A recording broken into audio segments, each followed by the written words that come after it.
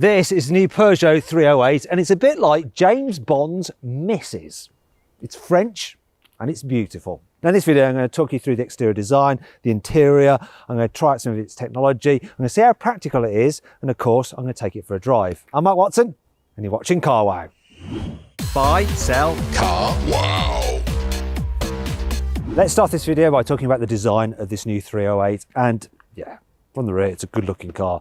I like the rear light design, the fact on higher spec cars you get this gloss black trim, it's body colour on lower spec models. You've got Peugeot's new badge there, look at it. I'm not so sure about this. Look, yeah, look, I'm going to have to use this, the Car Wow stick of truth. It's been a while, my friend, but let's use you. Look at these awful fake exhausts. What is that all about? Let's move down the side quickly. So, alloy wheel sizes start at 16 inches. These are 17s, though they do go up to 18s. Got blacked out rear windows for that moody look. I don't know why I'm walking like that. I love this red paint. It really stands out, doesn't it? And good creases here at the front of the car. Most dramatic part, though, is the front. Look at it with the new grille, the new nose, the fact that you've got 308 badge here on the bonnet. It's like Peugeot's of the past. And once again, look, the big new Peugeot logo. Now, they call that their Lion Shield. Though Lion Shield sounds a bit more like a deodorant, doesn't it? Hey, when I work out, I like to use Lion Shield. Keeps me fresh. Another thing that's lion-esque on this car is the fangs. Got the lion fangs there. Daytime running lights. So on the entry-level cars, it's not daytime running lights, it's just some kind of trim. Anyhow, starting price of this car, £24,000. Though if you want the hybrid, it's going to start from over £33,000. Now, if you're thinking about buying this car, or any car for that matter, you need to check out Car Wow to see how much you can save on your next car. Also, if you buy a new car, you probably need to sell your current car, and you can do that through Car Wow as well. All you have to do is upload some photos, give a description, and our dealers will bid on your car so you get a good price for it. Now, to do that, you can click on the pop-out button up there or follow the link in the description below. Alternatively, if you want to do it after this video, simply Google "Wow Me Car Wow" and we'll wow you. The inside of this 308 is even better looking than the outside. I mean, the design is just so cool. Look at the sweeping dash, the different textures you've got, and quality is really good. In fact, the interior of this just absolutely blows a Volkswagen Golf out of the water. Now, some people won't like Peugeot's small steering wheel and the way you have to look at the dials over the top of the steering wheel. I know that if people are really tall or small, sometimes the steering wheel will just block their view. For me, it works perfectly and it feels really sporty. And there is quite a lot of adjustment in the driving position anyway. But yeah, if you're thinking about buying one of these cars, you really should test drive it to make sure that this cockpit thing works for you and it doesn't do your head in. One thing that I really like is the fact that you do get a large infotainment screen as standard across the range, and the system is pretty slick. You know, it's responsive, it's easy to navigate. Tell you the truth though, I actually wouldn't bother using the Peugeot infotainment system. I just plug in my phone and use Apple CarPlay or Android Auto instead. Now, if you are using their system, you can jump between different menus quite quickly using this panel down here. Now, they are touch sensitive buttons, so they're not as easy to use as physical buttons, but because the icons are large, they're quite easy to hit while you're driving along. You do have physical buttons for certain key features underneath here, so if you want to suddenly do the windscreen demisting, that's a physical button. Blimey, that almost blew my eyeballs out. Some other things to note is that you've got quite a decent amount of storage here. So there's a storage area there, you've got USB port there, you've got your 12-volt socket. There's also a charging pad for your mobile phone up there. I like the fact that you have this little gear selector. It's nice and neatly integrated. There's another storage area there. I suppose you could put your phone there if you wanted to. There's also a bit of storage under here with another USB input. So that's pretty good. And underneath here are your cup holders. There's room for like big flasks and smaller bottles. And you've got big door bins as well. And look at this, a big glove box. It used to be that Peugeot had small glove boxes in right-hand drive cars because you'd have the fuse box in there, but they fixed that problem and they've even lined the glove box with felt. Yeah, it feels very premium, this thing does. I'm impressed. Here in the back seats, the Peugeot 308 is adequate. So this seat is my usual driving position. Knee room, it's okay. Headroom, once again, it's okay. People over 6 foot will find it a bit of a squeeze. And really, if you want a car in this class that is bigger in terms of rear practicality, you need to check out the Skoda Octavia. And if you want to see my full in-depth video review of that car, click on the pop-out button up there or follow the link in the description below. If you want to carry 3 people in the back at once, you can do, but once again, it's a real squeeze. In terms of carrying a baby seat, the Isofix anchor points aren't the easiest to get to. They're behind these zipped up covers, right? And it's quite hard to open the zip.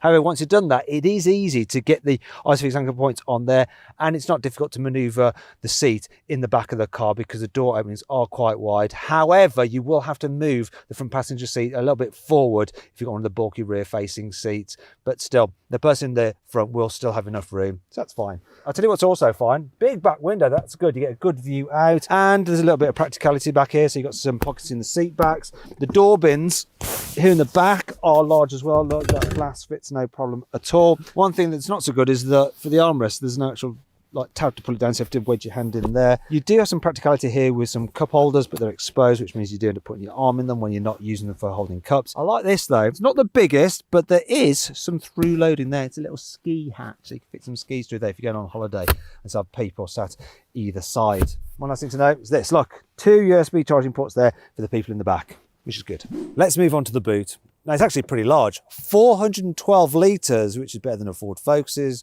Volkswagen Golf, and loads of other cars in this category as well. And it's a useful square shape. There's a bit of a load lip, but it's not the height that's the problem. It's the distance from here to the back of the bumper. So if you're lifting heavy stuff out, you've got to be careful not to scratch your paintwork. Oh.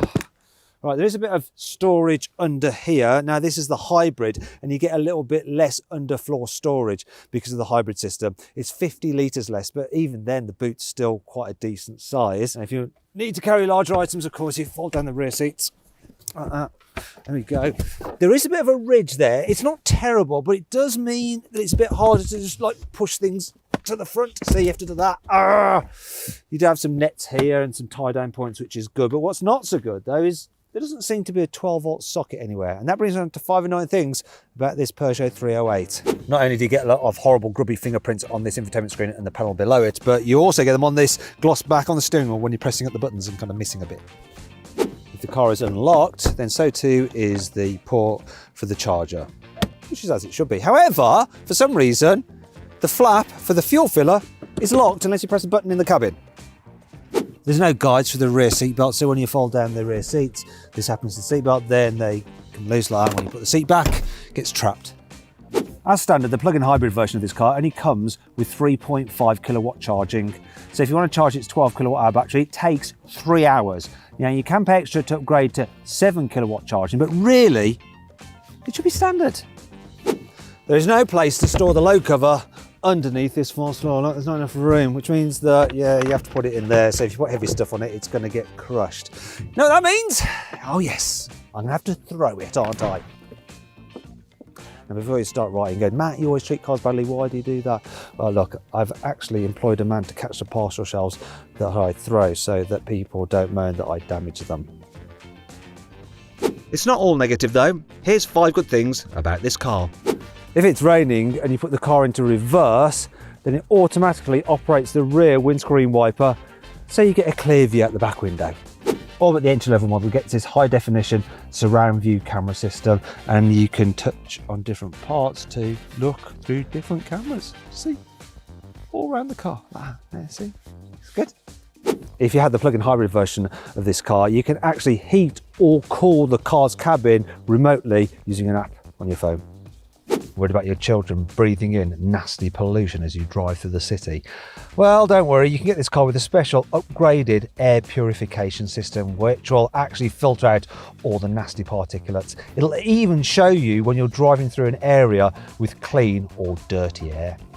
With a lot of hatchbacks, the boot release is either here or here, and it can actually get covered with grime as you're driving along, and then you get that on your hands when you open the boot. However, the boot release on this car is just under this little ridge here, so it's protected from the road grime, so your hands are always clean. You can get the 308 with a choice of petrol, diesel or hybrid power.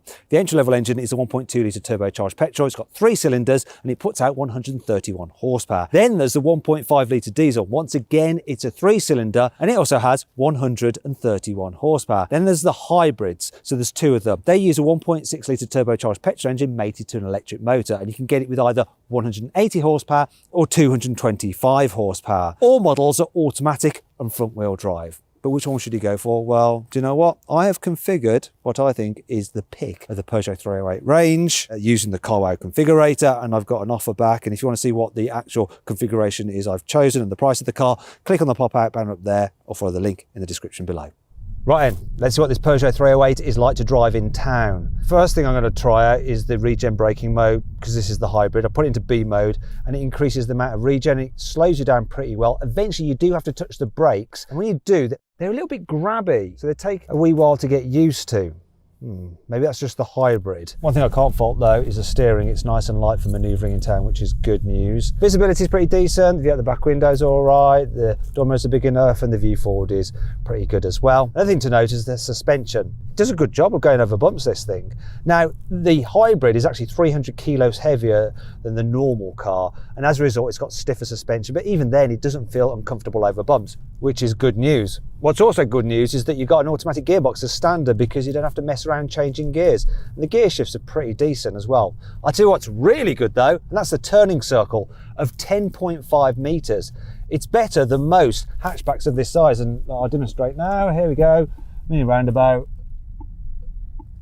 Oh, I did come at a bad angle, but I was still going to make it round. I can't believe I made it round then. I entered it pretty badly, but still, it went round no problem at all. And I didn't annoy too many people by having to do a 3-point turn on a mini roundabout. So this car, yeah, it's good in town. Now you can put it in electric only mode, this hybrid version, and then just poodle around on electric. So no engine running. But if you give a little bit of a sudden stab to the accelerator, that petrol motor suddenly kicks in. It's quite smooth how it does it, but if you want to build at speed when you're in electric mode, you have to do it very, very steadily. That said, it will drive at motorway speeds on electric power alone, but it won't go that far if you're going high speed. I mean, if you're going slow and being a bit more careful, you can do over 30 miles on electric power alone. Now, this car was delivered to me with an empty battery, so it's just been running actually like a normal hybrid in a way, because I haven't been able to plug it in. And it's averaged 45 miles per gallon. So if you plug it in and you use that electric power a lot, you should be able to run this car very, very cheaply. Now, if you do lots of motorway miles though, you're probably going to be better off going for the diesel version of this car, because it'll be more economical overall. And on the motorway, this car is actually pretty good, you know. So it's reasonably quiet, the seats are comfy. Mid-spec versions and above get automatic cruise control with lane keeping assist, and it'll even do that thing where it'll change lanes for you if you just use the indicator, and it'll steer in the lane to overtake a car in front. Now then, let's see what this car is like to drive on a twisty road. Oh, so this small steering wheel gives you the impression that it's quite sporty, and actually it does respond well to your inputs. It doesn't feel as fun or playful in the way that a Ford Focus does, but it certainly grips the road very well, and it's confidence inspiring. Yeah, it's quite good. I think Peugeot have done a really good job actually with this car in the way that it drives, and the way that it looks, and the way that it makes you feel when you're sat in it. So then, what's my final verdict on this new Peugeot 308? Should you avoid it? Should you consider it? Should you shortlist it? Or should you just go right ahead and buy it? Well, I reckon you should shortlist the 308. It might not have the biggest back seats or be the most fun small hatchback to drive. However, it looks great, it feels expensive inside, yet it's cheap to run. I hope you'll enjoy the video. If you did, give it a like. Now, which would you rather have, this 308 or a Volkswagen Golf? Let me know by voting in my pinned comment. If you want to watch some more videos, click on those windows there. And if you're thinking about selling or buying a new car, click on that box there to go to Car Wow. We'll wow you.